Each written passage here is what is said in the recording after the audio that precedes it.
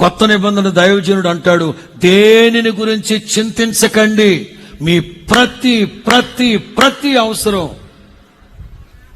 4 అవసరాలేమో దేవుడితో చెప్పి, 2 అవసరాలేమో నాకు చెప్పి, 3 అవసరాలేమో మీ ఆయనకి చెప్పు పంచుకుంటే వెళ్ళమాకండి. మీ ప్రతి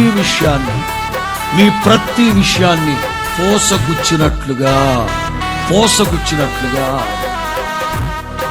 ఇంకా చెప్పనా, ఏకరువుగా ప్రభుతో చెప్పండి.